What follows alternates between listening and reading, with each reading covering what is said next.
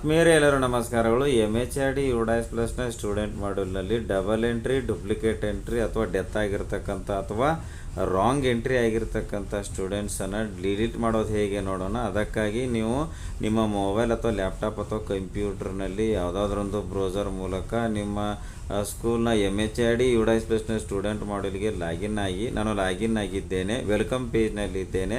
ಈ ಒಂದು ಸ್ಟೂಡೆಂಟ್ ಮಾಡ್ಯೂಲ್ನ ವೆಲ್ಕಮ್ ಪೇಜ್ನಲ್ಲಿ 2025-26 ಕರೆಂಟ್ ಅಕಾಡೆಮಿಕ್ ಇಯರ್ ಅಂತ ರೆಡ್ ಕಲರ್ನಲ್ಲಿ ಒಂದು ಬಟನ್ ಇದೆ. ಅದರ ಮೇಲೆ ನೀವು ಕ್ಲಿಕ್ಕನ್ನು ಮಾಡಿದಾಗ ಈ ಒಂದು ಹೋಮ್ ಪೇಜ್ನಲ್ಲಿ ಡುಪ್ಲಿಕೇಟ್ ಎಂಟ್ರಿ, ಡಬಲ್ ಎಂಟ್ರಿ ಅಥವಾ ರಾಂಗ್ ಎಂಟ್ರಿ ಅಥವಾ ಡೆತ್ ಆಗಿರ್ತಕ್ಕಂತಹ ಸ್ಟೂಡೆಂಟನ್ನು ರಿಮೂವ್ ಮಾಡ್ತಕ್ಕಂಥ ಆಪ್ಷನ್ ಯಾವ ಕಡೆ ಇದೆಯಪ್ಪ ಅಂತ ಕೇಳಿದರೆ, ಇಲ್ಲಿ ಎಡಗಡೆ ನೋಡಿ ಏನು ಮೆನುಗಳ ಲಿಸ್ಟ್ ಇದೆ, ಅಲ್ಲಿ ನೀವು ಸ್ಟೂಡೆಂಟ್ ಮೂವ್ಮೆಂಟ್ ಆ್ಯಂಡ್ ಪ್ರೋಗ್ರೆಸ್ ಅದರ ಮುಂದೆ ಡೌನ್ ಇರೋ ಮಾರ್ಕ್ ಇದೆ.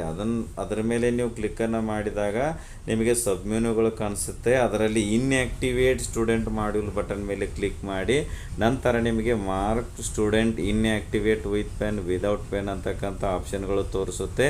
ನಾನಿಲ್ಲಿ ವಿತ್ ಪೆನ್ ಕೆಳಗಡೆ ಇರತಕ್ಕಂಥ ಗೋ ಬಟನ್ ಮೇಲೆ ಕ್ಲಿಕ್ಕನ್ನು ಮಾಡ್ತೇನೆ. ನಂತರ ಇನ್ಆ್ಯಕ್ಟಿವೇಟ್ ಸ್ಟೂಡೆಂಟ್ ಮಾಡ್ಯೂಲ್ ವಿತ್ ಪೆನ್ ಅಂತಕ್ಕಂಥ ಇಂಟರ್ಫೇಸ್ ಪೇಜ್ಗೆ ಬರ್ತೀರಿ. ಇಲ್ಲಿ ಸ್ಟೂಡೆಂಟ್ ಪೆನ್ನಲ್ಲಿ ಯಾವ ವಿದ್ಯಾರ್ಥಿಯನ್ನು ನೀವು ಡಿಲೀಟ್ ಮಾಡ್ತಾ ಇದ್ದೀರಿ ಆ ವಿದ್ಯಾರ್ಥಿಯ ಸ್ಟೂಡೆಂಟ್ ಪೆನ್ ನಂಬರನ್ನು ಈ ವೈಟ್ ಬಾಕ್ಸ್ನಲ್ಲಿ ಕೊಟ್ಟು ಗೋ ಬಟನ್ ಮೇಲೆ ಕ್ಲಿಕ್ ಮಾಡಿ. ನಂತರ ನಿಮಗೆ ಸ್ಟೂಡೆಂಟ್ಸ್ ಡೀಟೇಲ್ಸ್ ಎಲ್ಲ ಆಟೋ ಫೆಚ್ ಆಗುತ್ತದೆ. ಇಲ್ಲಿ ಬಲಗಡೆ do you want to make the student as inactive, select reason ಅಲ್ಲಿ ಸೆಲೆಕ್ಟ್ ಡೌನ್ ಇರೋ ಮಾರ್ಕ್ ಮೇಲೆ ಕ್ಲಿಕ್ ಮಾಡಿ. ರೀಸನ್ 3 ರೀಸನ್ ತೋರಿಸುತ್ತೆ: duplicate entry, wrong entry, due to death ಅಂತ.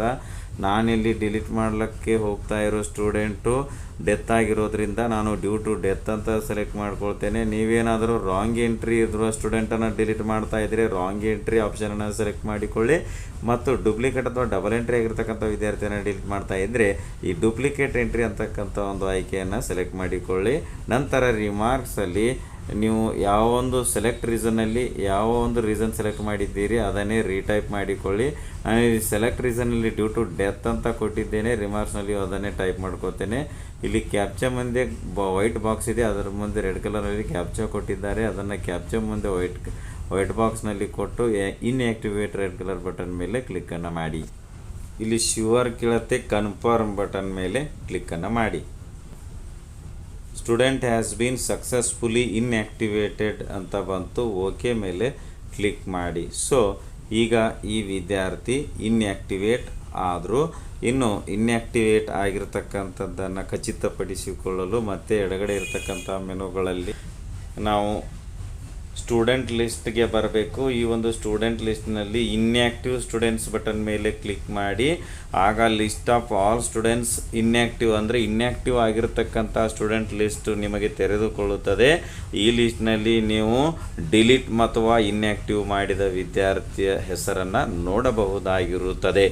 ವಿಡಿಯೋ ಇಷ್ಟ ಆದರೆ ಲೈಕ್ ಮಾಡಿ, ಉಪಯುಕ್ತ ಅನಿಸಿದರೆ ಶೇರ್ ಮಾಡಿ. ಈ ರೀತಿ ವಿಡಿಯೋಗಳಿಗಾಗಿ ಚಾನಲ್ಗೆ ಸಬ್ಸ್ಕ್ರೈಬ್ ಆಗಿ, ಬೆಲ್ ಬಟನ್ ಪ್ರೆಸ್ ಮಾಡಿ, ನೋಟಿಫಿಕೇಷನಲ್ಲಿ ಆಲ್ ಸೆಲೆಕ್ಟ್ ಮಾಡಿಕೊಳ್ಳಿ.